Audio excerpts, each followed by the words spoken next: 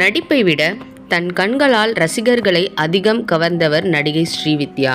இவர் கதாநாயகியாக நடித்து வாங்கிய பெயரை விட கேரக்டர் ஆர்டிஸ்டாக நடித்து புகழ் பெற்றதுதான் அதிகம். அதிலும் தமிழ் படங்களில் தாயாக, தங்கையாக, அண்ணியாக, காதலியாக, மனைவியாக, தோழியாக என பெண்ணின் அனைத்து முக்கியமான பரிமாணங்களையும் தனது நடிப்பில் கொண்டு வந்து ரசிக்க வைத்தவர். இது தவிர பேசும் விழிகளாலும், துல்லியமான நடிப்பாலும், நேர்த்தியான வசன உச்சரிப்பாலும் தனக்கென்று ஒரு பாதையை வடிவமைத்து அதன் மூலம் ரசிகர்களை கட்டி போட்ட அழகு தேவதையான ஸ்ரீவித்யா தன் 22 வயதிலேயே 17 வயது பெண்ணிற்கு அம்மாவாக நடித்து ரசிகர்களை தன் பக்கம் ஈர்க்கும் அளவுக்கு நடிப்பில் முதிர்ச்சி பெற்றிருந்தாலும் மனதளவில் அவர் ஒரு குழந்தையாகவே இருந்துள்ளார். இவரின் இந்த குழந்தைத்தனமே பின்னாளில் தனிப்பட்ட வாழ்க்கையில் யாருமே எதிர்பார்க்காத வகையில் மீள முடியாத பல துயரங்களை, பிரச்சனைகளை கொண்டு வந்து சேர்த்தது என்பது நம்மில் பலருக்கும் தெரியாது. அந்த வகையில் ஸ்ரீவித்யாவின் திரையுலக வாழ்க்கை மற்றும் அவர் சந்தித்த பிரச்சனைகள், அப்பிரச்சனைகளுக்கு காரணமானவர்கள் யார் என்பது குறித்து இந்த தொகுப்பில் காணலாம். வீணி மற்றும் அழகான புன்னகையோடு காட்சியளிக்கும் இருவேறு தோற்றங்களில் ஸ்ரீவித்யா.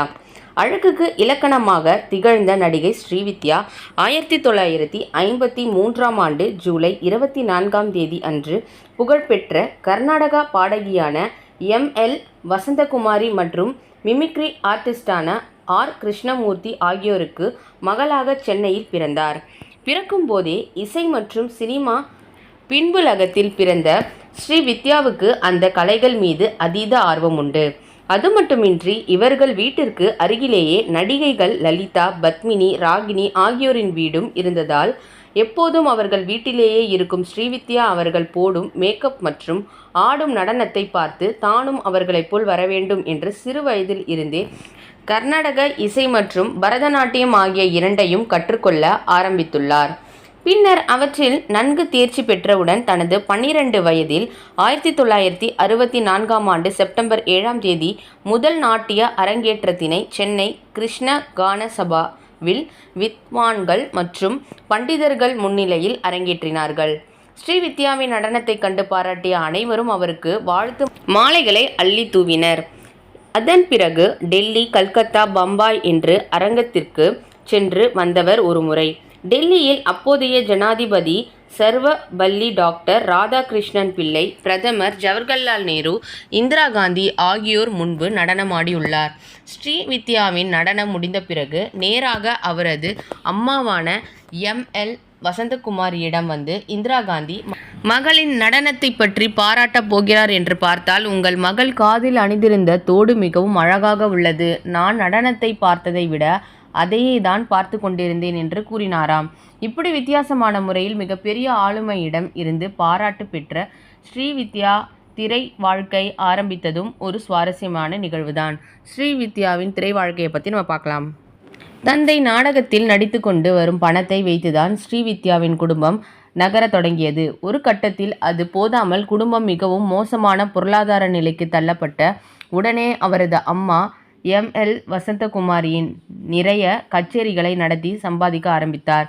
பொருளாதார ரீதியாக ஓரளவு முன்னேறினாலும் தந்தைக்கு இருந்த சரும தொடர்பான பிரச்சனைகளுக்கு நிறைய செலவு செய்ய வேண்டியிருந்தது. இதனால் ஸ்ரீவித்யா சினிமாவில் நடிக்க வேண்டிய கட்டாயம் ஏற்பட்டது. ஏற்கனவே 1967ஆம் ஆண்டு ஏ.பி. நாகராஜன் இயக்கத்தில் சிவாஜி கணேசன், ஜெமினி கணேசன் நடிப்பில் வெளிவந்த திருவருட்செல்வர் திரைப்படத்தில் குழந்தை நட்சத்திரமாக அறிமுகமாகி இருந்தாலும் நாயகிக்குள் ஒருவராக அறிமுகமானது என்னவோ கே. பாலச்சந்தரின் 100க்கு 100 திரைப்படத்தில்தான். முதல் படம் என்று சொல்ல முடியாத அளவிற்கு கல்லூரி மாணவி மஞ்சுளாவாக ஆர்.எஸ். மனோகருக்கு மகளாக மிக சிறப்பாக நடித்திருந்தார். கே. பாலச்சந்தரின் அறிமுகம் சோடை போகாது என்பதற்கேற்ப தனது அடுத்தடுத்த படங்களில் இன்னும் மிளிர்ந்தார். அதில் 1975ஆம் ஆண்டு மீண்டும் கே. பாலச்சந்தரின் படமான அபூர்வ ராகங்கள் படத்தில் கதையின் நாயகியாக சூப்பர் ஸ்டார் ரஜினிக்கு மனைவியாக நடித்து ரசிக்க வைத்திருந்தார். கமலஹாசனும் நடித்திருந்த இப்படத்தில் 22 வயதான ஸ்ரீவித்யா 17 வயதான ஜெயசுதாவுக்கு அம்மாவாக, பாடகி பைரவியாக நடித்து அசத்தியிருந்தார். ஸ்ரீவித்யா நடித்த திரைப்படங்களில் அழகான புகைப்பட தொகுப்புகள். இதன் பிறகு 6 புஷ்பங்கள், திருக்கல்யாணம், இமயம் என வரிசையாக நாயகி, 2ஆம் நாயகியாக நடித்தவருக்கு 80களுக்கு பிறகு அக்கா, அண்ணி, மனைவி போன்ற வேடங்கள் மட்டுமே வர அவற்றிலும் சிறப்பாக நடித்து நடிப்புக்கு இலக்கணமாக திகழ்ந்தார். எந்த கதாபாத்திரமாக இருந்தாலும் அவற்றில் அப்படியே பொருந்தி போகும்படியாக நடிப்பை தரும் ஸ்ரீவித்யாவை ஒரு லேசான ஹீரோயினாக தமிழ் திரையுலகம் கொண்டாட மறந்திருந்தாலும் மலையாள திரையுலகம் காலகட்டங்களுக்கு ஏற்றவாறு அவரை எல்லா வேடங்களிலும் நடிக்க வைத்து கொண்டாடி தீர்த்தது. இருந்தும் தமிழ் சினிமாவில் இவர் ஏற்று நடித்த வேடங்களை அவ்வளவு எளிதில் மறந்துவிட முடியாது.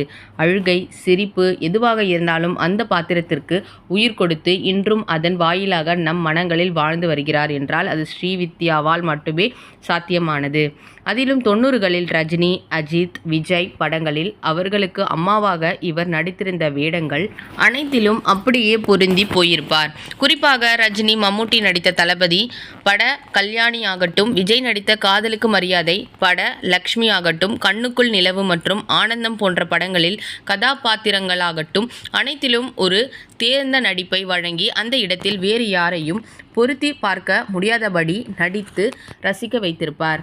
கடைசி ஆசை நிறைவேறாமலேயே சென்ற ஸ்ரீவித்யா லட்சமாக சம்பாதித்தும் பயனின்றி மிகவும் வேதனைப்பட்டு போராடி 2006ஆம் ஆண்டு இவ்வுலகை விட்டு மறைந்த ஸ்ரீவித்யா சிகிச்சையில் இருந்த சமயத்தில் தனது சொத்துக்கள் எல்லாம் பவர் ஆஃப் அட்டார்னியாக கணேஷ்குமாரை நியமிப்பதாகவும், தான் சம்பாதித்த பணத்திலிருந்து 2 லட்சம் ரூபாய் தனது வீட்டில் வேலை பார்த்த சமையல்காரர்களுக்கும் தனது அண்ணன் மகளுக்கும் ஆளுக்கு 5 லட்சம் என்று 10 லட்சம் ரூபாயை கொடுத்தது போக மீதி பணம் மற்றும் சொத்துக்களை ட்ரஸ்ட் ஆரம்பித்து அதன் மூலம் திறமை இருந்தும் இசை மற்றும் நாட்டியம் கற்றுக்கொள்ள முடியாத குழந்தைகளுக்கு உதவிட வேண்டும் என்று உயில் எழுதி அதனை கணேஷ்குமாரிடம் கொடுத்ததாக சொல்லப்படுகிறது. ஆனால் ஸ்ரீவித்யா சிகிச்சையின் சுயநினைவு இல்லாமல் இருந்த நேரத்தில்தான் இதெல்லாம் எழுதி வாங்கப்பட்டதாக அங்கிருந்த செவிலியர்கள் கூறியதாக அவரது அண்ணன் சங்கரராமனின் மனைவி அண்மையில் பிரபல யூடியூப் சேனல் ஒன்றிற்கு அளித்துள்ள பேட்டியில் தெரிவித்துள்ளார். மேலும் ஸ்ரீவித்யா ஆசைப்பட்ட எந்த ஒரு காரியத்தையும் அந்த கணேசகுமார் நிறைவேற்றவில்லை என்றும், அவள் சொத்துக்கள் சேர்த்து வைத்திருந்த பணம் மற்றும் நகைகள் என்ன ஆனது என்பது இதுவரை தெரியவில்லை. எப்படியாவது அவளது ஆசையை நிறைவேற்றி விட வேண்டும் என்று நாங்களும் நிறைய சட்ட போராட்டங்களை நடத்தினோம். ஆனால் அந்த கணேஷ்குமாரை எங்களால் ஜெயிக்க முடியவில்லை. இப்போது வரை அவளது சொத்துக்கள் என்ன ஆனது என்பது எங்களுக்கு தெரியாது. ஆனால் இந்த உண்மைகள் எதுவும் தெரியாமல் மக்களும் திரைத்துறை சார்ந்த சிலரும் ஸ்ரீவித்யாவின் குடும்பத்தில் அவரின் சொத்துக்களை எடுத்துக்கொண்டு கைவிட்டதாக கூறினார்கள். உண்மை தெரிந்து கொண்டு மற்றவர்கள் பேசினால் நன்றாக இருக்கும் என்று ஸ்ரீவித்யாவின் அண்ணி தனது பேட்டியில் கூறியுள்ளார். மேலும் அவள் வாழ்க்கையை முழுக்க ஏமாந்து கொண்டே இருக்க வேண்டும் என்பது அவளது தலையெழுத்து போல என்று தனது கணவரும் ஸ்ரீவித்யாவின் அண்ணனுமான சங்கரராமன் தான் சாகும் வரை வருத்தப்பட்டு கொண்டே இருந்ததாகவும் தெரிவித்துள்ளார். கடைசியில் பார்த்தீங்கன்னா 2023 முதுகெலும்பு புற்றுநோயால் பாதிக்கப்பட்ட இவர் 2006 அக்டோபர் 19ஆம் தேதி அன்று காலமானார். கிட்டத்தட்ட 53 வயதில் தான் இவங்க இறந்திருக்காங்க. கரமனாவில் உள்ள பிராமண சமூகம் தகனத்தில் முழு அரசு மரியாதையுடன் அவரது உடல் தகனம் செய்யப்பட்டது. வேறொரு இன்ட்ரெஸ்டிங்கான பதிவுடன் நான் உங்களை மீட் பண்ணுறேன். அது வரைக்கும் நன்றி, வணக்கம். இப்போ தான் ஃபர்ஸ்ட் டைம் நம்ம சேனலை பார்க்குறீங்கன்னா சப்ஸ்கிரைப் பண்ணிக்கோங்க. பக்கத்தில் இருக்க ஆல் ஆப்ஷன்ஸ் பட்டனை கிளிக் பண்ணிக்கோங்க.